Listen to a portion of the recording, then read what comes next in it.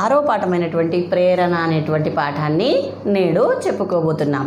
మరి ప్రేరణ అంటే మనలో ఏదైతే కోరిక ఉందో దాన్ని తీర్చుకోవాలని అనుకోవడమే ప్రేరణ. మనలో మనకే కలగాలది. మరి అలా కలిగినటువంటి గొప్పవాళ్ళు ఎందరో ఉన్నారు, మహనీయులు. అలాంటి మహనీయుడు ఎవరు మరి? ఏపీజే అబ్దుల్ కలాం. మరి తానే రచించాడు ఈ పాఠాన్ని. ఈ పాఠం చదివి తెలుసుకుందాం. ముందుగా పాఠ్యాంశంలో చదవండి, ఆలోచించండి, చెప్పండి అంటూ ఒక చిన్ని కథనిస్తారు. ఏదైతే పాఠానికి ఆధారంగా ఉంటుందో అదే కథ. మరి ముందుగా దాంతో ప్రారంభిద్దాం. మరి చూడండి, ఇక్కడ చదవండి, ఆలోచించండి, చెప్పండి అంటూ కథ ఇచ్చారు కదా. మరి ఎవరి గురించో చూద్దాం. ప్రజ్ఞ చాలా తెలివి కలది. ప్రజ్ఞ ఎలాంటిదట? చాలా తెలివి కలిగినటువంటిది. ఆమెకు శాస్త్రవేత్త కావాలని బలమైన కోరిక ఉన్నది. ఆమెకి ఏమని కోరిక ఉంది మరి? శాస్త్రవేత్త కావాలని. సైంటిస్ట్ అంటారు కదా, మరి ఏదైనా సరే రీసెర్చ్ చేయాలని తనకి కోరిక ఉందట. ప్రతి దాన్ని పరిశీలన దృష్టితో చూస్తుంది. ఏ విషయాన్నైనా సరే ఏం చేస్తుంది?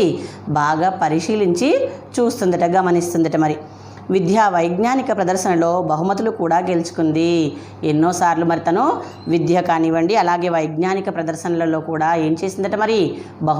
బహుమానాలు కూడా పొందిందట. శాస్త్రవేత్తలకు సంబంధించిన పుస్తకాలను చదువుతుంది. శాస్త్రవేత్తలు గొప్పవారు ఎవరైతే ఉన్నారో వాళ్ళకి సంబంధించినటువంటి పుస్తకాలను కూడా తాను చదువుకుంటుందట. ఎందుకని? మరి వాళ్ళు ఏ విధంగా మరి తమ కోరికలు నెరవేర్చుకోవడానికి సిద్ధపడ్డారు, ఏ విధంగా ప్రయత్నాలు చేశారో తెలుసుకోవాలి కదా. అలాంటప్పుడు మనం గొప్ప వాళ్ళ యొక్క అంతకుముందు మనకు తెలియనటువంటి వాళ్ళు, తెలిసినటువంటి వాళ్ళను తెలుసుకోవడం కానివ్వండి, లేదా పుస్తకాలు చదివి కానివ్వండి, పత్రికల ద్వారా కానివ్వండి తెలుసుకుంటూ ఉంటాం. మరి అదేవిధంగా ప్రజ్ఞ కూడా చేసిందట. సందేహ నివృత్తికై ఉపాధ్యాయులను, పెద్దలను సంప్రదిస్తుంది. సందేహ నివృత్తి. సందేహం అంటే ఏంటి? మనకు డౌట్ అంటాం కదా, మనకి ఏదైనా సందేహం ఉంది, మనకు తెలుసుకోవాలి. అలాంటి విషయాల్ని ఉపాధ్యాయులతో కానివ్వండి, లేదా పెద్దలను కానివ్వండి సంప్రదించి తెలుసుకునేదట. మరి ఒకరోజు విజ్ఞాన శాస్త్ర కార్యక్రమంలో పాల్గొనడానికి వారి గ్రామానికి ఒక శాస్త్రవేత్త రాగా, వాళ్ళ ఊరికి ఒక శాస్త్రవేత్త వచ్చాడట. ఒకసారి ఒక కార్యక్రమానికి, విజ్ఞాన శాస్త్ర కార్యక్రమం అది. మరి అక్కడికి శాస్త్రవేత్త వచ్చాడు. అతడు వచ్చినప్పుడు ప్రజ్ఞ వెళ్ళి కలుసుకుంది. మరి ప్రజ్ఞకి కుతూహలం ఎక్కువ కదా, తెలుసుకోవాలనేటువంటి జిజ్ఞాస ఉందని చెప్పారు కదా, కాబట్టి వెళ్ళి తెలుసుకుందట. ఇక్కడ ప్రజ్ఞ గురించి తెలియజేశారు. ప్రజ్ఞ తను శాస్త్రవేత్త కావాలనేటువంటి కోరికతో పుస్తకాలు చదవడం, ఉపాధ్యాయుల ద్వారా, పెద్దల ద్వారా తెలుసుకోవడం, అలాగే వాళ్ళ ఊరికి వచ్చినటువంటి శాస్త్రవేత్తను కలవడం జరిగింది అని కథలో ఇక్కడ ప్రజ్ఞ యొక్క వివరాలను తెలియజేశారు. మరి దీనికి సంబంధించినటువంటి ప్రశ్నలు చూద్దాం. ప్రజ్ఞ శాస్త్రవేత్తను ఏమని అడిగి ఉంటుంది? ప్రజ్ఞ శాస్త్రవేత్త దగ్గరికి వెళ్ళింది.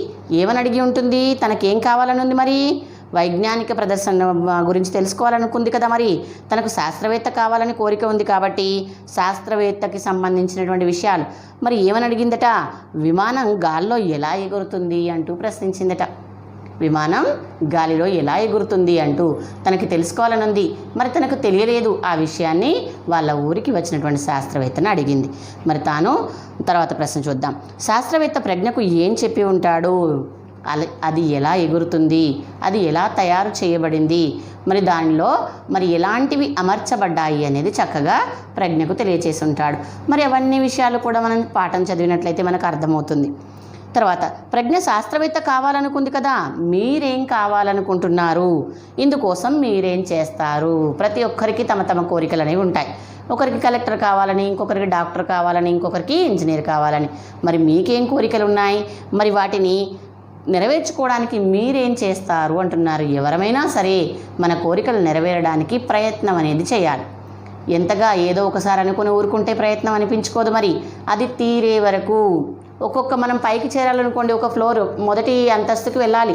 అప్పుడు ఏం చేయాలి? మొదటి అంతస్తుకు ఒకేసారి వెళ్తావా?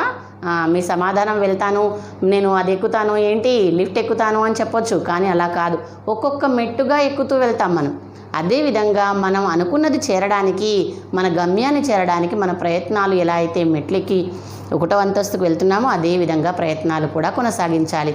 అప్పుడే ఎవరమైనా సరే ఏదైనా సరే అనుకున్నది సాధించగలుగుతాం.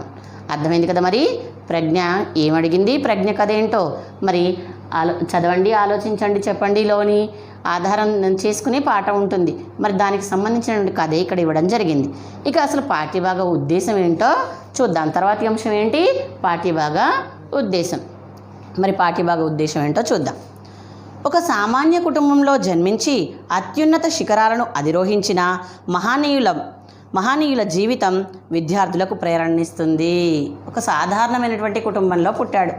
మరి గొప్ప వాళ్ళ కుటుంబంలో పుట్టిన వాళ్ళు ఎలాగో గొప్ప వాళ్ళు అవుతారు, దాంట్లో పెద్ద మనం ఆశ్చర్యపోవాల్సినటువంటి విషయం ఏమీ ఉండదు.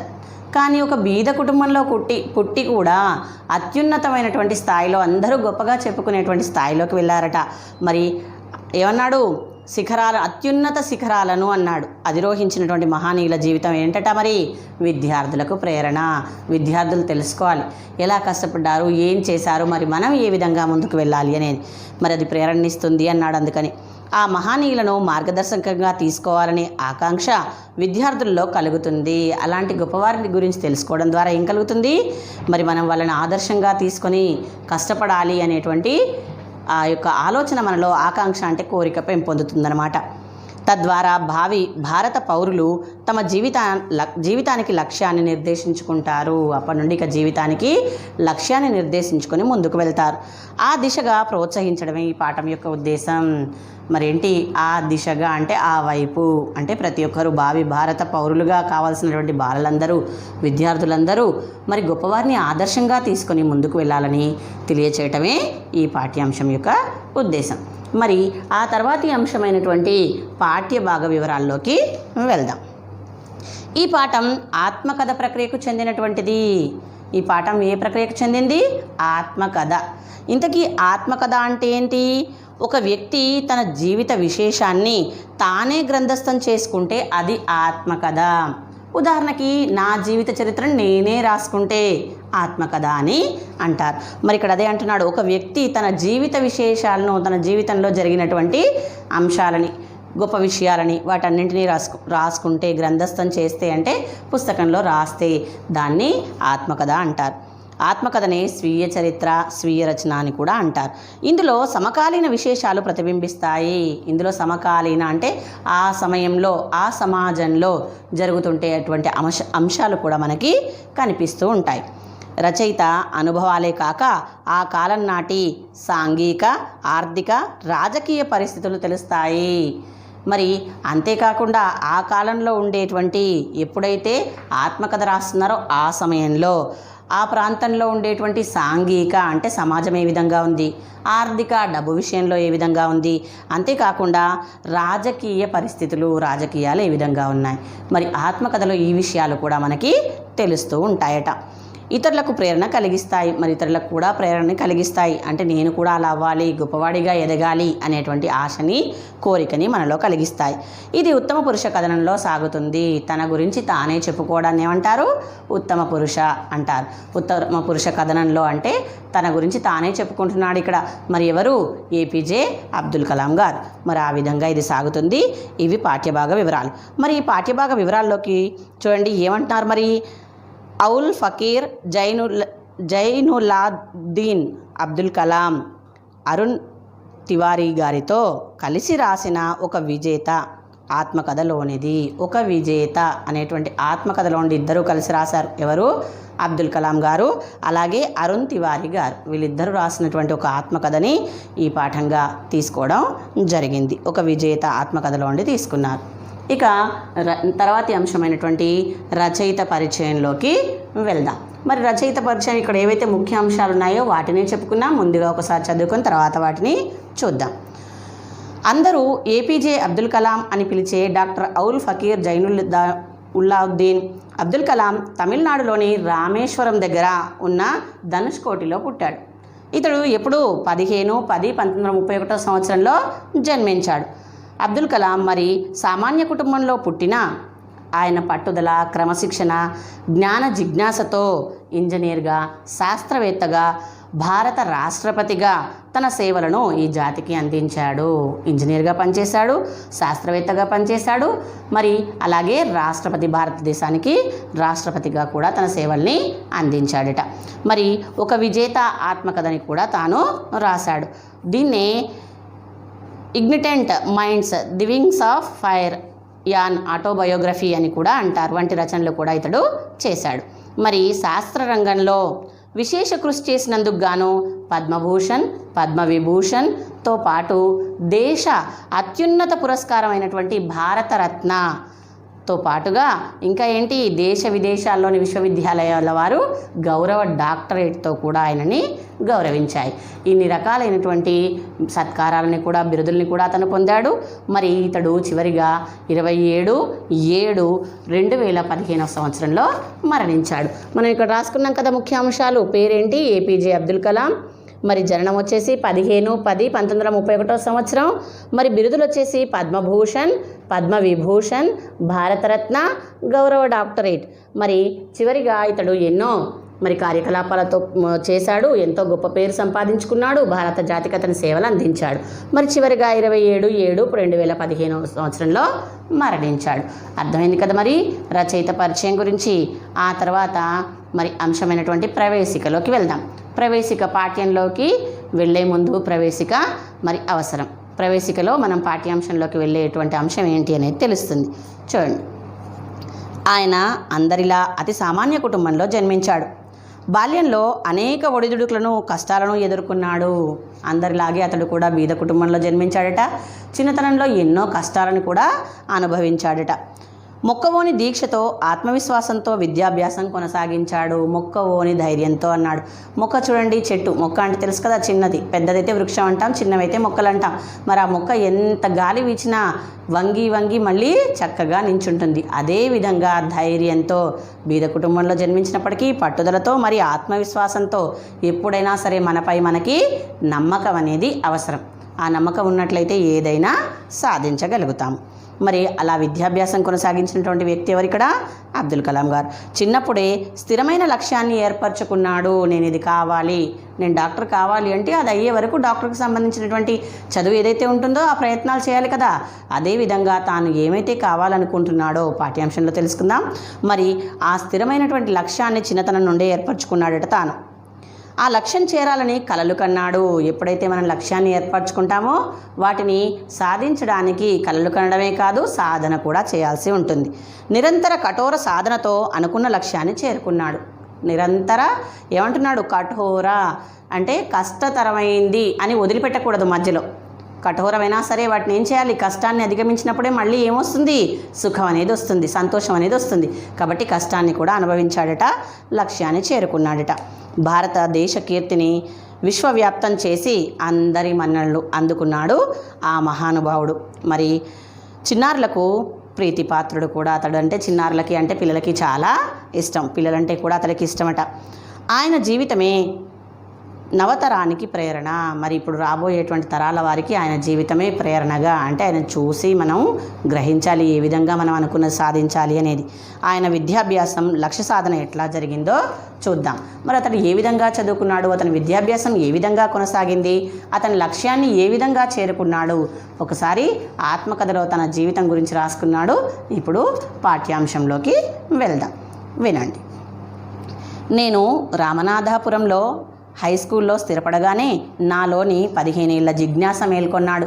15 ఏళ్ల నుండి అతనిలో జిజ్ఞాస ఉంది, ఒక కోరిక ఉంది. అది మేల్కొందట ఎప్పుడు? 15 సంవత్సరాలకు. తన ముందు పరుచుకొని ఉన్న జీవిత అవకాశాల గురించి, ప్రత్యామ్నాయాల గురించి ఇదమిత్తంగా ఏమీ తెలుసుకోలేని ఒక నవ ఔత్సాహికుడిని నా ఉపాధ్యాయుడు దురై సొలోమాన్ ఆత్మపద నిర్దేశకుడు అయ్యాడు. మరి 15 ఏళ్ళుగా నేను నా మనసులో అనుకుంటున్నాను, నేను ఏదైతే అవ్వాలనో మరి దాన్ని మేల్కొల్పినటువంటి వారెవరట? అతని యొక్క ఔత్సాహికుడైనటువంటి ఉపాధ్యాయుడు. అంటే ఉత్సాహాన్ని నింపేటువంటి వాడు అని అర్థం. తన ఉదార విశాల దృక్పథంతో ఆయన తన తరగతి గదిలోని విద్యార్థుల్ని ఉత్సాహపరిచేవాడు. ఉపాధ్యాయుడు ఎలా ఉండాలి మరి? విద్యార్థి ఏదైతే కోరుకుంటున్నాడో, తనలో ఏదైతే ఆలోచన ఉందో దాన్ని ఇంకా ప్రేరేపించి, అంటే అది చేసే విధంగా ప్రోత్సహించడం అనేది ఉపాధ్యాయుడి యొక్క లక్షణం. మరి అదేవిధంగా ఆ ఉపాధ్యాయుడు ఉన్నాడట. మరి విద్యార్థులందరినీ కూడా ఉత్సాహంగా తాము అనుకున్నటువంటి పనులు చేసే వైపు పయనించే విధంగా చేసేవాడు.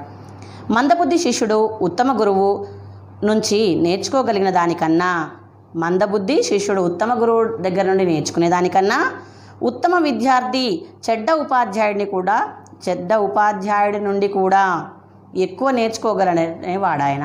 ఎక్కువ నేర్చుకోగలరు అంటే ఉపాధ్యాయుడు కూడా మందబుద్ధి వాళ్ళు ఉండొచ్చు, అయినా కూడా మనం నేర్చుకోవచ్చు. అంటే మనలో నేర్చుకోవాలి అనేటువంటి కోరిక ఆశ ఉన్నట్లయితే ఎవరి నుండైనా నేర్చుకోవచ్చు అనేటువంటిది ఆయన అభిప్రాయం. నేను రామనాథాపురంలో ఉన్న కాలంలో మా అనుబంధం గురు శిష్య బంధాన్ని దాటి వికసించింది. మరి చూడండి, కొందరు పిల్లలంటే మరి ఎక్కువ అభిమానం చూపుతూ ఉంటారు ఉపాధ్యాయులంటే. అదేవిధంగా ఇతను కూడా గురు శిష్యుల బంధం కన్నా ఎక్కువ, ఇంకా క్లోజ్ అంటారు కదా మీరు, అతి అనమాట, ఎక్కువైపోయింది. ఎందుకని ఇతన్ని ప్రోత్సహిస్తూ ఉన్నాడు, అతనిలో ఉండేటువంటి కోరికలు నెరవేర్చడానికి ప్రయత్నం చేస్తూ ఉన్నాడు. కాబట్టి మరి వాళ్ళిద్దరికీ ఎక్కువ సంబంధం, దగ్గర సంబంధం ఏర్పడిందట, వికసించింది. అంటే ఆయన సాహస చర్యలో ఒకరి జీవిత గమనాన్ని ఎవరైనా ఏ మేరకు ప్రభావితం చేయగలరో తెలుసుకున్నాను. ఇయదురై సొలోమోన్ అంటూ ఉండేవారు, జీవితంలో విజయం పొందడానికి, ఫలితాలు సాధించడానికి నువ్వు 3 అంశాల మీద పట్టు సాధించాల్సి ఉంటుంది. ఏం చేయాలట మరి? ప్రతి ఒక్కరు ఏదైనా సరే తమ జీవితంలో అనుకున్నది సాధించాలంటే 3 విషయాలపై పట్టు సాధించాలి. ఆ 3 విషయాలు ఏంటో చూద్దాం.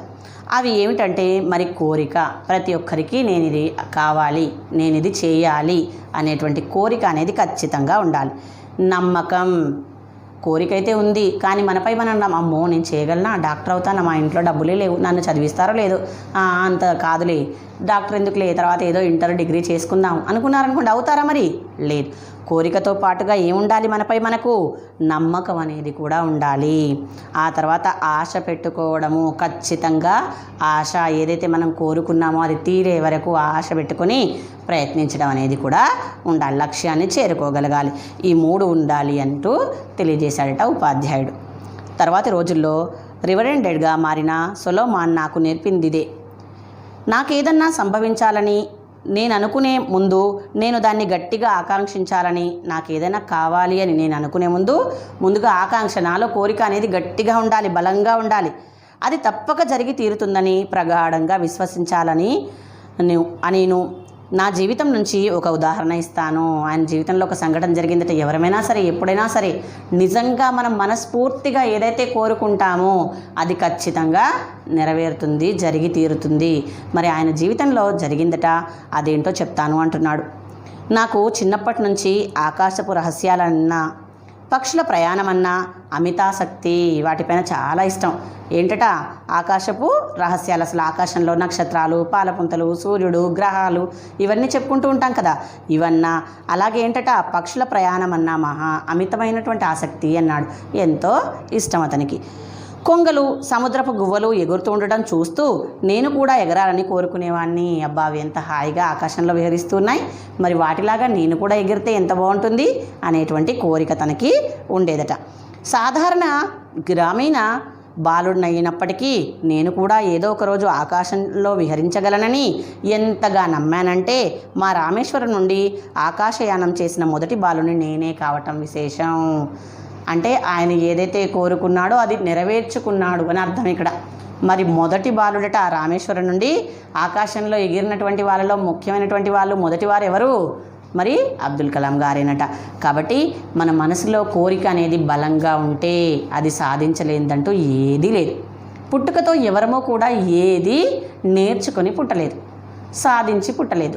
మరి జీవితంలో మనం ఎదుగుతున్న కొద్దీ మన కోరికలు అనేవి పెరుగుతూ ఉంటాయి. మరి కోరికలు ఊరికే పెరగడము, రావడము, వెళ్ళిపోవడం కాకుండా మనం ఏదైతే గమ్యాన్ని చేరదలుచుకున్నామో ఆ గమ్యం అంటూ చేరుకోవడానికి ప్రయత్నాలు చేయాలి అని అర్థం.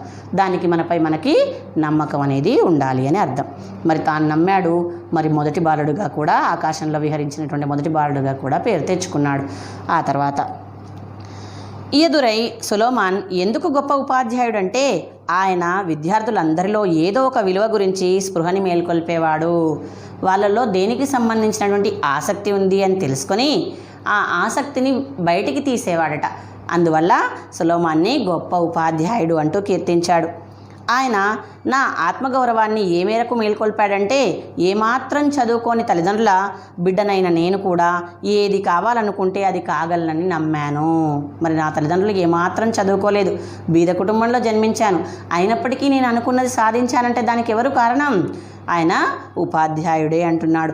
అంత నమ్మకాన్ని ఇతనిలో మరి ఏం చేశాడు? నూరిపోసాడనమాట. అంటే అతనిలో నమ్మకాన్ని పెంచాడు. విశ్వాసంతో నువ్వు నీ విధిని కూడా తిరిగి రాయగలవు. ఏమంటారు? తలరాత అంతే అని అనుకుంటూ ఉంటాం, కానీ ఈయనేమంటున్నాడు? ఉపాధ్యాయుడు ఎంతగా నమ్మకాన్ని కలిగించాడంటే నీ విధిని నువ్వే మార్చుకోగలవు, తలరాత అని ఎప్పుడూ అక్కడే ఆగిపోకూడదు, ముందుకు వెళ్ళాలంటే మన ప్రయత్నాన్ని మనం చేయాలి అంటూ తెలియజేశాడు. మరి అనేవారు ఆయన 1950లో ఇంటర్మీడియట్ పరీక్షకు చదవడానికి తిరుచనాపల్లిలోని ట్రిచి సెంట్ జోసెఫ్ కాలేజీలో చేరాను. పరీక్షల గ్రేడ్ల లెక్కల చూస్తే నేనేమంత చురుకైన విద్యార్థిని కాను, మరి మార్కులు కూడా ఏమంతగా రాలేదు, పెద్దగా చురుకైనటువంటి విద్యార్థిని కూడా ఏమీ కాదు, ఇంటర్లో నేను మామూలు విద్యార్థిని అంటూ తెలియజేస్తున్నాడు. మరి మా అన్నయ్య ముస్తఫా కమల్కి స్టేషన్ రోడ్లో ఒక కిరాణా దుకాణం ఉండేది. హై స్కూల్ చదువుకునేటప్పుడు నేను రామేశ్వరం వెళ్ళినప్పుడల్లా నన్ను సాయం చేయమంటూ పిలిచి షాపులో కూర్చోబెట్టి ఇంకా గంటల తరబడి అతను అదృశ్యమైపోయేవాడు. మరి ఇతడు స్కూల్కి వెళ్ళేటువంటి సమయంలో, హై స్కూల్ చదివేటువంటి సమయంలో ఏం చేసేవాడట, అన్నకి ఒక షాప్ ఉందట స్టేషన్ రోడ్లో, ఒక కిరాణం దుకాణం. కిరాణం అంటే తెలుసు కదా అందరికీ, షాప్ ఉంది. మరి ఆ షాప్లో అతన్ని కూర్చోబెట్టేసి అన్న ఏ పనులు ఉంటే ఆ పనులు చూసుకోవడానికి వెళ్ళిపోయేవాడట. మరి సాయం చేయమంటూ పిలిచి కూర్చోబెట్టి వెళ్ళిపోయేవాడు, అదృశ్యమైపోయేవాడు అంటే వెళ్ళిపోయేవాడు పనులు చూసుకోవడానికి. నేను అక్కడ ఆ షాపుని కనిపెట్టుకు కూర్చుని బియ్యం, నూనె, ఉల్లిపాయలు ఒకటేమిటి అన్నీ అమ్ముతూ ఉండేవాడిని ఆ షాప్లో కూర్చొని. మరి తాను కూడా అన్నీ అమ్ముతూ ఉండేవారట. ఎవరిక్కడ తాను అంటే అబ్దుల్ కలాం గారు. మరి అతను అన్న షాప్లో కూర్చొని, కిరాణా షాప్లో కూడా అమ్ముకుంటూ ఉండేవాడు. అతను సాధారణమైనటువంటి కుటుంబంలో జన్మించాడు, తల్లిదండ్రులు ఏమాత్రమూ చదువుకోలేదు. మరి తాను కూడా షాప్లో కూర్చొని అమ్మకం కొనసాగించేటువంటి వాడు. వాటిలో తొందరగా చెల్లిపోయేవి సిగరెట్లు, బీడీలను. బీదవాళ్ళు తమ కష్టార్జితాన్ని ఎందుకట్లా పొగ పీల్చేస్తుంటారని ఆశ్చర్యం కలిగేది నాకు. మరేంటి ఎక్కువగా షాప్లో ఏమమ్ముడుపోయేవట, బీడీలు, సిగరెట్లు అమ్ముడుపోయేవట. వాటిని చూసి అతడికి బాధ కలిగేదట. మరి ఎంతో కష్టపడి సంపాదిస్తున్నారు, సంపాదించి ఈ విధంగా పొగ రూపంలో వాటిని మరి తగలేస్తున్నారు, ఖర్చు చేస్తున్నారు అని అతనికి బాధ కలిగేదట. మా అన్నయ్య ముస్తఫా నన్ను వదిలిపెట్టగానే మా తమ్ముడు కాసిం మహమ్మద్ నన్ను తన ఫ్రాన్సీ షాప్లో కూర్చోబెట్టడానికి సిద్ధంగా ఉండేవాడు. తమ్ముడికో షాప్ ఉందట, ఫ్రాన్సీ షాపు.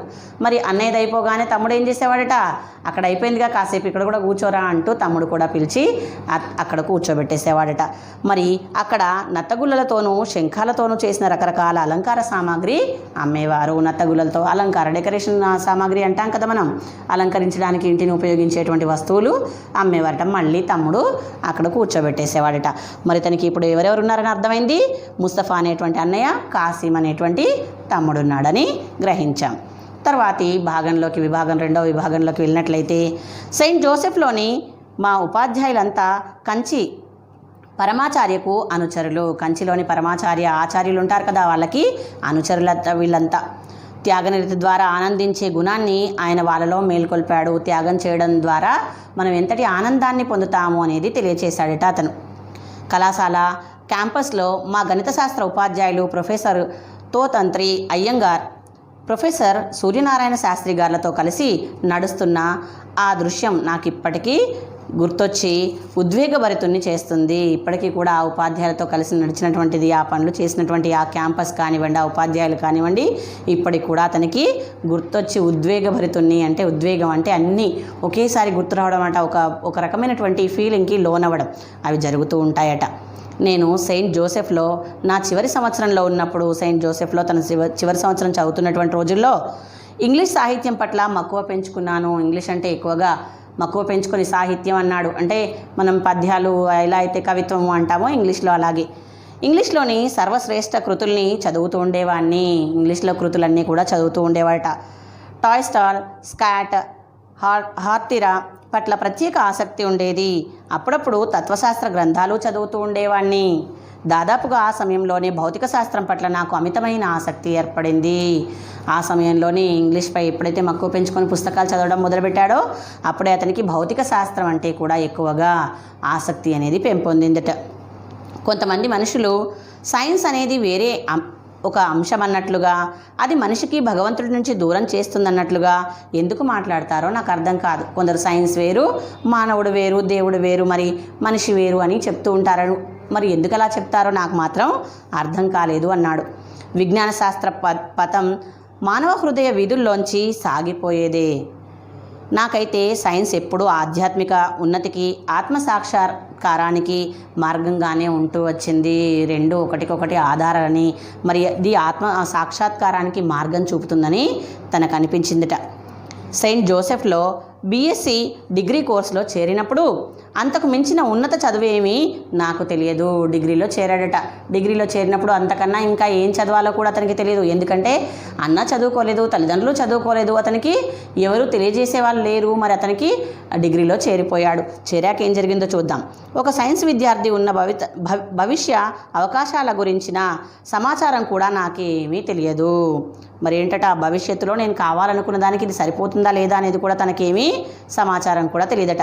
బీఎస్సీ డిగ్రీ పూర్తి చేశాకే భౌతిక శాస్త్రం అంటే ఫిజిక్స్ నా సబ్జెక్ట్ కాదని గ్రహించాను. అప్పుడు అర్థమైంది నేను కావాలనుకున్నది ఏంటి, మరి నేను చదువుతున్నది ఏంటి అనేది అప్పుడు గ్రహించాడట. అసలు ఇది ఆ సబ్జెక్టుకి సంబంధించినటువంటిది కానే కాదు అని తెలుసుకున్నాడట. నా కలలు నిజం కావాలంటే నేను ఇంజనీరింగ్ చదవవలసి ఉంటుందని తెలుసుకున్నాను. అప్పుడు తెలుసుకున్నాడు, అప్పుడు గ్రహించాడు. డిగ్రీ పరీక్ష రాసిన తర్వాత ఏమనుకున్నాడు, నేను అనుకున్నది కావాలంటే ఏం చేయాలి, ఇంజనీరింగ్ చదవాలి అని గ్రహించాడట. ఇంటర్మీడియట్ అయిన తర్వాతనే నేను నేరుగా ఇంజనీరింగ్లో చేరి ఉండవచ్చు. దక్షిణ భారతదేశం అంతటిలోనూ సాంకేతిక విద్యకు తలమానికం లాంటి మద్రాస్ ఇన్స్టిట్యూట్ ఆఫ్ టెక్నాలజీలో ప్రవేశానికి దరఖాస్తు చేశాను. ఇంటర్ అయిపోగానే ఏం చేయాలి, ఇంజనీరింగ్లో చేరాలి. కానీ తాను చేరలేదు, డిగ్రీలో చేరాడు. తర్వాత తెలుసుకున్నాడు. కాబట్టి ఇప్పుడు ఏంటంటే దక్షిణ భారతదేశంలోనే పేరెన్నికగన్నటువంటి తలమానికమైనటువంటి అంటే పేరెన్నికగన్న ఎంతో గొప్పనైనా అని మద్రాస్ ఇన్స్టిట్యూట్ ఆఫ్ టెక్నాలజీలో ప్రవేశానికి దరఖాస్తు చేసుకున్నాడట. అప్లికేషన్ అంటాం కదా, అప్లికేషన్ పెట్టుకున్నాడు. ప్రవేశానికి ఎంపిక అయితే అయ్యాను. ప్రవేశానికి ఎంపిక, అతనికి సీట్ వచ్చేసింది అక్కడ. కానీ అటువంటి ప్రతిష్టాత్మక సంస్థలో చదవడం అంటే చాలా ఖర్చుతో కూడుకున్న పని. చాలా డబ్బు అనేది అవసరం. ఏ కాలేజీలో చదువుకోవాలన్నా డబ్బు అనేది అవసరం కదా. ఆ కాలంలో చాలా బీదవారని చెప్పారు కదా తన కుటుంబీకులు. కాబట్టి చాలా కష్టమైంది. తను ఆలోచిస్తూ ఉన్నాడు. దాదాపు 1000 రూపాయలన్నా అవసరం అవుతాయి. కనీసం ఎంత కావాలట, 1000 రూపాయలకే చాలా అనుకుంటున్నారా అని మీరు నవ్వుకోవచ్చు. కానీ నాటి కాలంలో 1000 రూపాయలు చాలా ఎక్కువ అని అర్థం. నాటి కాలంలో డబ్బు మార్పిడి ఎక్కువగా జరిగేది కాదు, వస్తు మార్పిడి జరిగేది అని మనం తెలుసుకున్నాం. కాబట్టి ఏంటి, ఆ 1000 రూపాయలకే తాను చాలా కష్టాలు అనుభవిస్తాడు. కానీ అది నా తండ్రికి తలకు మించిన విషయం. తండ్రి 1000 రూపాయలు ఎక్కడి నుండి తీసుకొస్తాడు, ఎలా తీసుకొస్తాడు? ఒక పూట తింటే ఇంకో పూట తినడానికి కూడా తిండి ఉండేది కాదు వాళ్ళ కుటుంబీకులకు. లాంటి కుటుంబంలో జన్మించినటువంటి వాడు 1000 రూపాయలు తండ్రి కూడా ఎక్కడి నుండి తీసుకొస్తాడు అని ఆలోచించసాగాడు. ఆ సమయంలో అప్పుడు నా సోదరి జొహారా ఏం చేసిందట, అతని అక్క జొహారా నాకు తోడు నిలబడింది. తన బంగారు గాజులు గొలుసు కుదవబెట్టి ఆమె నాకు సహాయం చేసింది. తన అక్క దగ్గర ఉండేటువంటి బంగారు గాజులు గొలుసు కూడా ఏం చేసిందట, కుదవబెట్టేసిందట. మార్వడి వాళ్ళు కుదవబెట్టుకుంటారు కదా, కుదవబెట్టుకుని ఏం చేస్తారు, డబ్బు ఇస్తారన్నమాట. అవి కుదవబెట్టి తమ్ముడికి డబ్బులు ఇచ్చిందట. నేను చదువుకోవాలన్న ఆమె ఆకాంక్ష, నా సామర్థ్యంపై ఆమె నమ్మకం నన్ను గాఢంగా చెలింపచేశాయి. ఆమెకు కూడా నేను చదువుకోవాలని కోరికగా ఉంది. ఇంట్లో ఎవరు చదువుకోలేదు, కనీసం నువ్వైనా చదువుకుంటే బాగుంటుంది అనేటువంటి ఆశతో తన బంగారాన్ని కుదవబెట్టి డబ్బు ఇచ్చింది. నేను నా సొంత సంపాదన మీదనే ఆమె గాజుల్ని విడిపిస్తానని ఒట్టు పెట్టుకున్నాను. అక్కవి తీసుకున్నాడు కదా, అప్పుడు ఏమని ప్రమాణం చేసుకున్నాడు తనకు తానే, ఎలాగైనా సరే నా డబ్బుతో మళ్ళీ వాటిని విడిపించి ఇచ్చేసేయాలి అని అనుకున్నాడట. అప్పుడు నాకు డబ్బు సంపాదించడానికి ఉన్న ఏకైక మార్గం కష్టపడి చదువుకొని స్కాలర్షిప్ సంపాదించుకోవటమే. ఏం చేయాలి, ఇప్పుడు ఏ విధంగా డబ్బు సంపాదించాలి? ఏమీ లేదు, మంచి మార్కులు తెచ్చుకోవాలి, స్కాలర్షిప్ సంపాదించాలి. అప్పుడే అక్క బంగారాన్ని విడిపించగలుగుతాను అని గ్రహించాడు. నన్ను ఎంఐటీలో అన్నిటికన్నా మిన్నగా ఆకర్షించింది. అక్కడ ప్రదర్శన కోసం పెట్టిన 2 పాత విమాన యంత్రాల ప్రదర్శన కోసం అక్కడ ఉంచబడ్డాయి. 2 పాత విమాన యంత్రాలని అక్కడ పెట్టారట. అది అతన్ని ఎంతగానో ఆకర్షించిందట, ఆకట్టుకుందట. తను కావాలనుకున్నటువంటి గమ్యానికి చేరువవుతున్నాడు. కాబట్టి తనలో ఎంతో ఆనందం అనేది వస్తోంది. ప్రదర్శన కోసం అక్కడ ఉన్నాయట అవి. వాటి పట్ల ప్రత్యేక ఆకర్షణకు లోనయ్యాను. విద్యార్థులంతా హాస్టళ్లకు వెళ్ళిపోయాక కూడా చాలాసేపు వాటి దగ్గరే కూర్చుండేవాడిని. అందరూ ఎవరి గదులకు వాళ్ళు, ఎవరి రూమ్కి వాళ్ళు వెళ్ళిపోయాక కూడా తాను అక్కడే కూర్చుని వాటిని చూస్తూ ఉండేవాడట. పక్షిలాగా ఆకాశంలో విహరించాలన్న మనిషి ఆకాంక్షని ఆరాధిస్తూ అక్కడే గడిపేసేవాడట పక్షిలాగా. వీటిలో ఎక్కి ఎలా ఎగురుతారు అనేటువంటిది. నాటి కాలంలో విమాన ప్రయాణం అంటే నేటి చాలా సులువైపోయింది. ప్రతి ఒక్కరూ వెళ్తున్నారు విమానంలో. కానీ అప్పుడు విమానం ఎక్కడం అని అంటే చాలా అరుదు, చాలా తక్కువగా. ఆ సమయంలోనే కనుక్కున్నారు కాబట్టి అప్పుడప్పుడే ఎక్కువగా కనబడుతున్నాయి కాబట్టి అతనికి ఆ విధంగా అనిపించేది. నా మొదటి సంవత్సరం పూర్తయ్యాక ఒక ప్రత్యేక విషయాన్ని ఎంపిక చేసుకోవాల్సి వచ్చినప్పుడు మరేమీ ఆలోచించకుండా ఏరోనాటికల్ ఇంజనీర్ని ఎంచుకున్నాను. మనం సపరేట్ కోర్స్ అంటాం కదా, ఒక సంవత్సరం పూర్తయ్యాక రెండవ సంవత్సరానికి వెళ్తున్నప్పుడు మనం ఏదైతే చదవదలుచుకున్నామో అది మనం సెలెక్ట్ చేసుకోవాల్సి ఉంటుంది. అలాంటి సమయంలో తాను ఏమి ఎంచుకున్నాడట, మరి ఏరోనాటికల్ ఇంజనీర్ అనేటువంటి సబ్జెక్ట్ని ఎంచుకున్నాడు. లక్ష్యం నా మనసులో స్పష్టంగానే ఉండింది.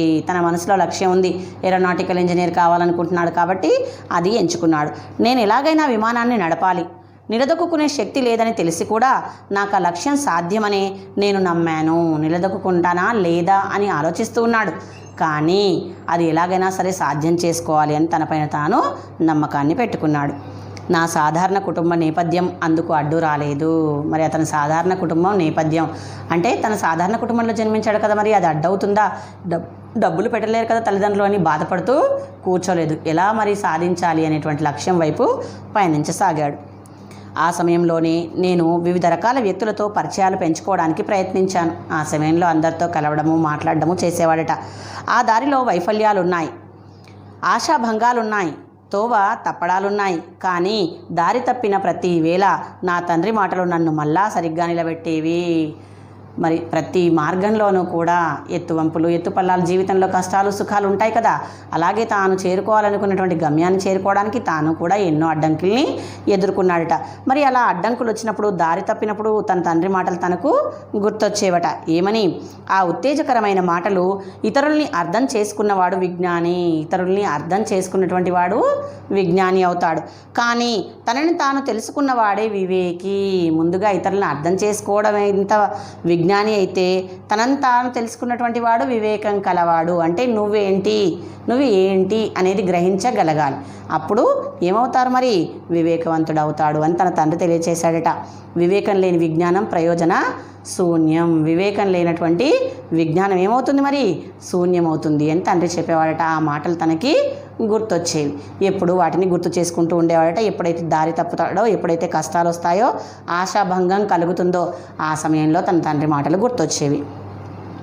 తర్వాత ఎంఐటీలో నా విద్యాభ్యాసంలో నా ఆలోచనని 3 ఉపాధ్యాయులు తీర్చిదిద్దారు. ఇతని మనసులో ఉండేటువంటి ఆలోచనకి మళ్ళీ ఉపాధ్యాయులు తోడయ్యారట 3. ఆ 3 గురించి చెప్తున్నారు. వారి సంయుక్త ప్రోత్సాహం ఏర్పరిచిన పునాదిపైనే నా సాంకేతిక ప్రతిభ అంతా ఆధారపడి ఉంది. ఇతడు సాంకేతికంగా ఎదగడానికి ఆ 3 కూడా కారణమయ్యారు అన్నారు. వారు ప్రొఫెసర్ స్పాండర్, ప్రొఫెసర్ ఏవి పండలై, ప్రొఫెసర్ నరసింహారావు గారు. వారిలో ప్రతి ఒక్కరిది ఒక ప్రత్యేక వ్యక్తిత్వం. కానీ అందరి ఆశయము ఒకటే, తమ విద్యార్థుల జ్ఞానతృష్ణని తమ చైతన్యంతోనూ అకుంఠిత సంకల్పంతోనూ సంతృప్తిపరచడమే. ఏదైతే విద్యార్థులు చేరుకోదలిచారో ఆ గమ్యానికి చేర్చడమే ఉపాధ్యాయుడి యొక్క లక్ష్యం. మరి అదేవిధంగా ఈ 3 ఉపాధ్యాయులు కూడా ఏంటట, ఏదైతే విద్యార్థులు చేయదలుచుకున్నారో, కోరుకుంటున్నారో వాటిని చేర్చడానికి తమ ప్రోత్సాహాన్ని అందించేటువంటి వారట. మరి ఎంతో సంకల్పంతో, అకుంఠిత సంకల్పంతో అన్నారు, చైతన్యంతో కూడా. విస్తృత పరిజ్ఞానం నా మనసులో నెమ్మదిగా సమీకరింపబడటం మొదలైంది. వివిధ రకాల ఏరోప్లేన్ల నిర్మాణ అంశాల ప్రాముఖ్యత తెలియడం మొదలైంది. నా జ్ఞానం సమగ్రవంతం కావడానికి ఆ 3 ప్రొఫెసర్లు వారి ప్రోత్సాహాన్ని శ్రేష్ఠ వ్యక్తిత్వాలతో నాకెంతో సహకరించారు. గొప్పగా చక్కగా సహకరించారట ఆ 3 ఉపాధ్యాయులు, ప్రొఫెసర్లు కూడా. ఈలోగా నా కోర్సు పూర్తయ్యగానే 4 సహచరులతో కలిసి ఒక చిన్న తరహా యుద్ధ విమాన డిజైన్ చేసే బాధ్యత చేపట్టాను. ఇది చదువు పూర్తయ్యేలోపే, ఆ 3 ఉపాధ్యాయుల ప్రోత్సాహంతో చదువు పూర్తయ్యేలోపే ఏం జరిగిందట, మరి కోర్సు పూర్తవుతుంది అనుకునే సమయానికి 4 సహచరులతో, అంటే ఇంకో 4 స్నేహితులతో కలిసి అని మరి విమాన డిజైన్ చేసేటువంటి బాధ్యతని తీసుకున్నాడట. అందులో ఏరోడైనమిక్ డిజైన్ రూపకల్పన బాధ్యత నాది. ఏరోడైనమిక్ రూపకల్పన బాధ్యత ఎవరికి ఇచ్చారు, మరి అబ్దుల్ కలాంకి ఇచ్చారు. చోదనం, నిర్మాణం, అదుపు, ఉపకరణ సామాగ్రికి సంబంధించిన రూపకల్పనని నా మిత్రులు తమ వంతుగా తీసుకున్నారు. ఆ 3 మిగతా మిత్రులందరూ కూడా తమ వంతు బాధ్యతల్ని ఎవరు ఏమేం చేయాలి అనేది ఉపాధ్యాయులు అప్పగించారట. మరి 3వ విభాగంలోకి వెళ్దాం. ఒకరోజు మా డైరెక్టర్ మాకు డిజైనింగ్ ఉపాధ్యాయుడు అయిన ప్రొఫెసర్ శ్రీనివాసన్ మా పనిలో ప్రగతిని సమీక్షించి ఏమీ పురోగతి లేదని, చాలా నిరాశాజనకంగా ఉందని తేల్చేశాడు. ఏమీ ఉపయోగం లేదు, మీ నలుగురికి నేను పని అప్పచెప్పాను, కానీ ఎవ్వరూ ఏమీ చేయలేదు, దీనివల్ల ఎలాంటి లాభము లేదు అంటూ నిరాశ చూపించాడట. నేను పనిలో జాప్యానికి ఓ డజను సాకులు చెప్పినా ఆయన్ని ఒప్పించలేకపోయాను. పని లేట్ అవ్వడానికి, మరి పని జరగకపోవడానికి ఇతడు ఎన్నో సాకులు చెప్పడానికి ప్రయత్నించాడట. అది అలా ఉంది, ఇది ఇలా ఉంది, ఇది సాధ్యం కాలేదు, ఇది తెలియలేదు అని చెప్తూ ఉంటారు కదా మీరు. రాయలేదు అంటే ఎందుకు రాయలేదు, ఎందుకు చదవలేదు అన్నప్పుడు అనేక సాకులు. నేను బయటికి వెళ్ళాను, జ్వరం వచ్చింది, పడుకున్నాను, చుట్టాలు వచ్చారు, ఇలాంటివి. అలాగే అతను ఎన్ని సాకులు చెప్పినా అతను ఒప్పుకోలేదట. మరి ఆ పనిని పూర్తి చేయడానికి చివరికి ఒక నెల రోజుల వ్యవధి కోరాను. నెల రోజుల సమయం ఇవ్వండి, నెల రోజుల్లోపు ఈ పనిని పూర్తి చేస్తాను అంటూ వ్యవధి కోరాడట. సమయం ఇవ్వమని. వ్యవధి అంటే సమయం. ఆ ప్రొఫెసర్ నా వంక కొంతసేపు చూసి, అలా చూశాడట ప్రొఫెసర్ తన వంక కాసేపు చూసి ఏమన్నాడట, చూడు యంగ్ మ్యాన్, ఈరోజు శుక్రవారం మధ్యాహ్నం, నేను నీకు 3 రోజుల టైం ఇస్తున్నాను. అతడు నెల రోజులు అడిగితే ఇతను ఎన్ని రోజులు ఇచ్చాడు? 3 రోజులు మాత్రమే ఇచ్చాడు. చూడు యంగ్ మ్యాన్, నీకు మాత్రం ఈరోజు శుక్రవారం సాయంత్రం నీకు 3 రోజుల సమయం ఇస్తున్నాను అంటూ తెలియజేశాడట. సోమవారం ఉదయానికి కానీ విమాన నిర్మాణం డ్రాయింగ్ పూర్తి కాకపోతే మీ స్కాలర్షిప్ని ఆపివేయవలసి ఉంటుంది అన్నాడు. 3 రోజుల్లో మీరు కనుక పూర్తి చేయలేదనుకోండి, నేను ఇచ్చినటువంటి పని ఏం చేస్తాను? నీకు వచ్చేటువంటి స్కాలర్షిప్ని నీకు రాకుండా చేస్తాను అంటూ తెలియజేశాడట. నాకు నోట మాట రాలేదు. ఎందుకని? అక్క బంగారాన్ని విడిపించాలి అని అతను మరి మనసులో గట్టిగా ఒట్టు వేసుకున్నాడు. కాబట్టి మరి స్కాలర్షిప్ వస్తేనే ఆధారం, మరి స్కాలర్షిప్ రాకపోతే ఎలా? తన మనసులో బాధ మొదలైంది. ఆ స్కాలర్షిప్పే నా జీవిత భాగ్యరేఖ, మరి ఆ స్కాలర్షిప్ వచ్చినట్లయితేనే నా జీవితానికి భాగ్యరేఖ అవుతుంది. అది కానీ లేకపోతే ఇక ఏ దిక్కు లేదు, అది కానీ లేకపోతే నాకు డబ్బులు ఎలా అంటూ తనకు తాను ప్రశ్నించుకున్నాడు. చెప్పినట్లు ఆ పని పూర్తి చేయడం తప్ప మరో మార్గం కనిపించలేదు. ఇక ప్రొఫెసర్ సమయం ఇచ్చేటట్టు లేరు. ఈ 3 రోజుల్లో ఎలాగైనా సరే నేనేం చేయాలి? మరి ఆ పనిని పూర్తి చేసి తీరాలి అనుకున్నాడు. ఆ రాత్రి నేను భోజనం మానేసి డ్రాయింగ్ బోర్డ్ దగ్గరే పనిలో నిమగ్నమైపోయాను. డ్రాయింగ్ బోర్డ్ దగ్గరే కూర్చొని పనిలో నిమగ్నమైపోయాడట. మరి ఆ రోజు రాత్రంతా. మర్నాడు ఉదయం 1 గంట మాత్రమే విరామం తీసుకొని ఏదో తిన్నాననిపించి మళ్ళా పనిలో పడ్డాను. తిన్నానా లేదా అన్నట్టుగా ఏదో కొంచెం తినేసి మళ్ళీ పని మొదలు పెట్టేశాడట. ఉదయాన్నే మళ్ళీ ఆదివారం ఉదయానికి దాదాపుగా పని పూర్తి కావస్తూ ఉండగా హఠాత్తుగా ఎవరో అక్కడ మసిలినట్లుగా అనిపించింది. ఆదివారం పని పూర్తవుతుందేమో అనుకునే సమయంలో ఎవరో అక్కడ కదిలినట్లుగా, ఎవరో వచ్చినట్లుగా అతనికి అనిపించట. చూద్దును కదా ప్రొఫెసర్ శ్రీనివాసన్. చూద్దామని వెళ్తే ఎవరు అక్కడ వచ్చింది? ప్రొఫెసర్ శ్రీనివాసన్ వచ్చాడట. నన్ను కొంత దూరం నుంచి పరీక్షిస్తూ ఉన్నాడు. కొంత దూరంగా ఉండి ఏం చేస్తున్నాడు? మరి ఇతను ఏ విధంగా పనిచేస్తున్నాడు, ఏ విధంగా కష్టపడుతున్నాడు అనేటువంటిది చూస్తూ గమనిస్తూ ఉన్నాడట. ఆయన నా పని ప్రగతిని చూడటానికి జింకానా నుండే నేరుగా తన టెన్నిస్ డ్రెస్లో వచ్చేసాడు. టెన్నిస్కి వెళ్ళాడు, అక్కడ నుండే నేరుగా వచ్చేసాడట. ఏమాత్రం రెడీ కాకుండా ప్రొఫెసర్ అయినప్పటికీ కూడా అతను గ్రౌండ్ నుండి డైరెక్ట్గా వచ్చేసాడు. నా పనితీరు పరిశీలించాక ప్రొఫెసర్ శ్రీనివాసన్ నన్ను ఆప్యాయంగా కౌగిలించుకొని ప్రశంసాత్మకంగా వెన్నుతట్టాడు. శభాష్ అంటూ అంటాం కదా, మెచ్చుకున్నాడట. మరి దూరం నుండి చూశాడు. చక్కగా 2 రోజులలో మరి ఏంటి, ఉపాధ్యాయుడు ప్రెషర్ చేసేసరికి, ఒత్తిడి చేసేసరికి ఏమైంది? మరి 1 రోజులు వాయిదా అడిగినటువంటి పని 3 రోజుల్లో పూర్తయింది. కాబట్టి మరి అతడు ఎంతో ఆనందపడ్డాడు, వెన్నుతట్టాడట ఉపాధ్యాయుడు ప్రొఫెసర్. మరి ఇతను కూడా ఎంతగానో ఆనందిస్తాడు. నాకు తెలుసు నిన్ను ఒత్తిడి చేస్తున్నానని, అసాధ్యమైన పరిస్థితికి నెడుతున్నానని కూడా తెలుసు, కానీ నువ్వింత చక్కగా ఈ పని పూర్తి చేయగలవని ఊహించలేదు అన్నాడు. నాకు తెలుసు నీకు ఒత్తిడి పెడుతున్నానని, నీపై ప్రెషర్ తీసుకొస్తున్నానని, కానీ ఆ విధంగా చేయక తప్పలేదు అంటూ ప్రొఫెసర్ తెలియజేశాడట. ప్రాజెక్టు పని పూర్తి చేస్తున్న కొంత కాలంలోనే నేను MIT తమిళ సంఘం వారు నిర్వహించిన వ్యాసరచన పోటీలో పాల్గొన్నాను. ఆ సమయంలోనే ఒక వ్యాసరచన పోటీలో కూడా పాల్గొన్నారట. మరి MIT తమిళనాడు సంఘం వారు నిర్వహిస్తున్నటువంటి పోటీలలో మన విమానాన్ని మనమే తయారు చేసుకుందాం అని ఒక వ్యాసాన్ని తమిళంలో రాశాడట. ఆ వ్యాసం గొప్ప ఆసక్తిని రేకెత్తించింది. చక్కటి అది అందరూ మెచ్చుకున్నారు. చక్కగా ఉంది వ్యాసం అని అందరూ అన్నారట. ఆ పోటీలో గెలిచాను. అతడు రాసినటువంటి వ్యాసానికి ఏం లభించింది? మరి బహుమతి కూడా వచ్చింది. ప్రఖ్యాత తమిళ వారపత్రిక ఆనంద వికటన్ సంపాదకుడైన దివాన్ చేతుల మీదుగా దానికి మొదటి బహుమతి అందుకున్నాను. మరి అతడికి మొదటి బహుమతి కూడా లభించిందట ఆ రోజు రాసినటువంటి వ్యాసానికి. ఏం వ్యాసం మరి? మన విమానాన్ని మనమే తయారు చేసుకుందాం అనేటువంటి వ్యాసం. MITకి సంబంధించి నా ఆత్మీయమైన జ్ఞాపకం ప్రొఫెసర్ స్పాండర్కి సంబంధించింది. వీడ్కోలు సమావేశంలో భాగంగా మేము గ్రూప్ ఫోటో కోసం నిలబడ్డాం. ప్రొఫెసర్ ముందు కూర్చుని ఉండగా గ్రాడ్యుయేట్ విద్యార్థులమంతా 3 వరుసల్లో వెనుక నించున్నాం. హఠాత్తుగా ప్రొఫెసర్ స్పాండర్ లేచి నించుని నా కోసం కలియ చూశాడు. నేను 3వ వరుసలో నించున్నాను. ప్రొఫెసరు అందరూ ఫోటో దిగడానికి గ్రూప్ ఫోటో కూర్చున్నారట. అందరూ వరుస క్రమంలో ఉన్నారు. ఇతడు 3వ వరుసలో ఉన్నారు. ఇతడి కొరకు ప్రొఫెసర్ వెతుకుతూ ఉన్నారట. రా, నాతో పాటు ముందు కూర్చో అన్నాడు. నేను ప్రొఫెసర్ స్పాండర్ ఆహ్వానానికి నిర్ఘాంతపోయాను. ఒక ప్రొఫెసర్ నన్ను తన దగ్గర కూర్చుందు రమ్మని పిలిచేసరికి అతడు ఆశ్చర్యపోయాట. నిర్ఘాంతం, ఒక్కసారిగా ఆశ్చర్యపోవడం అనమాట. నువ్వు నా బెస్ట్ స్టూడెంట్వి. నీ పరిశ్రమ నీ ఉపాధ్యాయులకి భవిష్యత్తులో మంచి పేరు తేవడానికి ఉపకరిస్తుంది అన్నాడు. నీ శ్రమ, నీ కష్టం భవిష్యత్తులో ఎంతగానో ఉపకరిస్తుంది. రా, నువ్వు వచ్చి నా పక్కన కూర్చో అంటూ పిలిచాడట. ఆ ప్రశంసకి సిగ్గుపడ్డాను. అదే సమయంలో నాకు లభించిన గుర్తింపుకు గర్విస్తూ నేను ప్రొఫెసర్ స్పాండర్తో కలిసి ఫోటోగ్రాఫ్ కోసం కూర్చున్నాను. మరి అందరితో పాటు సంతోషపడ్డాడు, అలాగే సిగ్గుపడ్డాడట. మరి అంతేకాకుండా వెళ్ళి అతని పక్కనే కూర్చున్నాడట ఫోటోగ్రాఫ్ కోసం. దేవుడే నీ ఆశ్రయము, మార్గదర్శి కాగలడు. దేవుడే నీకు మార్గం చూపుతాడు, నువ్వు అనుకున్నది సాధిస్తావంటూ తెలియజేశాడట. భవిష్యత్తులోకి నీ ప్రయాణానికి ఆయనే దారి చూపే దీపం కాగలడు అన్నాడు. ఆ మహామేధావి నాకు వీడ్కోలు పలుకుతూ, ఆ మహామేధావి ప్రొఫెసర్ మరి ఏమన్నాడట, వీడ్కోలు పలుకుతూ అంటే వదిలి వెళ్ళిపోతూ ఉంటారు కదా చివరి సంవత్సరంలో, మరి ఆ సమయంలో తెలియజేశాడట, మార్గదర్శి భవిష్యత్తులో నువ్వు గొప్పవాడివి అవుతావు అంటూ, దీపం కాగలుగుతావు అంటూ తెలియజేశాడట. గ్రాడ్యుయేట్ ఏరోనాటికల్ ఇంజనీర్గా నేను HAL నుంచి బయటికి వచ్చేటప్పటికీ ఆకాశయానం గురించిన నా చిరకాల స్వప్నాన్ని నిజం చేసే 2 ఉపాధి అవకాశాలు నా ముందుకొచ్చాయి. అతడు ఏరోనాటికల్ ఇంజనీర్ పూర్తి చేసి బయటికి వచ్చేసరికి అతడికి 2 అవకాశాలు, అంటే 2 ఉద్యోగ అవకాశాలు వచ్చాయట. ఒకటి వైమానిక దళంలో ఉద్యోగం, ఒకటి వైమానిక విమానాలు ఉండేటువంటి చోట ఉద్యోగం.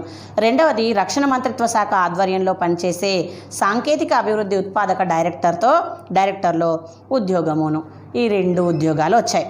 నేను 2ంటికి దరఖాస్తు చేశాను. అతడు 2ంటికి దరఖాస్తులు పెట్టుకున్నాడట, అప్లికేషన్స్.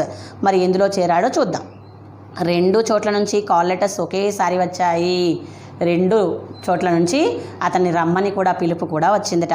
వైమానిక దళంలో ఉద్యోగానికి డెహ్రాడూన్కి, రక్షణ మంత్రిత్వ శాఖ ఉద్యోగానికి ఢిల్లీకి వెళ్ళవలసి ఉంది. అప్పటి కోరమండల్ తీర బాలుడు ఉత్తర దేశానికి పోయే రైలు ఎక్కాడు. అంటే ఎక్కడ పుట్టినటువంటి రామేశ్వరంలో జన్మించినటువంటి అబ్దుల్ కలాం గారు మరి ఎంతగా ఎదిగారు, ఎలా ప్రయాణం అయ్యారు అనేది ఇక్కడ రైలు ఎక్కాడు. అంటే అతడు ఉద్యోగానికి వెళ్ళడానికి సిద్ధమయ్యాడు. నా జీవిత లక్ష్యం 2000 కిలోమీటర్లకు పైగా దూరంలో ఉంది. అతడి జీవిత లక్ష్యం ఏంటి? ఉద్యోగంలో చేరాలి. ఎన్ని కిలోమీటర్లట మరి వాళ్ళ ఊరు నుండి? 2000 కిలోమీటర్లు అంటూ తెలియజేశాడు. నా మాతృభూమి విస్తృతి ఎటువంటిదో మొదటిసారి తెలుసుకున్న సందర్భం అది. మరి ఏంటి, ఏదైతే చేరదలుచుకుంటామో, ఏవైతే మనం నెరవేర్చుకోవాలని కోరుకుంటామో వాటిని చేరుకోవడానికి ప్రయత్నాలు అనేవి చేస్తే ప్రతి ఒక్కరూ ఖచ్చితంగా చేరుకుంటారు. మరి నా మాతృభూమి విస్తృతి ఎటువంటిదో మొదటిసారి తెలుసుకున్న సందర్భం అది అన్నాడు. అంటే నేను కోరుకున్నది నెరవేర్చుకోగలిగాను. ప్రతి ఒక్కరూ నెరవేర్చుకోగలుగుతారు. శ్రమ పడితే, కష్టపడితే అనుకున్నది తీర్చుకోగలుగుతారు అని అబ్దుల్ కలాం గారి జీవితాన్ని ఆదర్శంగా తీసుకొని తన జీవితంలో జరిగినటువంటి సంఘటనల్ని ఇక్కడ తెలియజేశారు. తెలుసుకున్నారు కదా పిల్లలు. ఇక ఈ పాఠం ప్రేరణలో మరి అబ్దుల్ కలాం ఏ విధంగా తన జీవితంలో చేరుకోవాలనుకున్నటువంటి గమ్యానికి చేరుకున్నాడో మనం కూడా అదే విధంగా కష్టపడి మనకు ఉండేటువంటి లక్ష్యాన్ని ఏర్పరచుకొని అనుకున్నది సాధిద్దాం. సరేనా? ధన్యవాదాలు.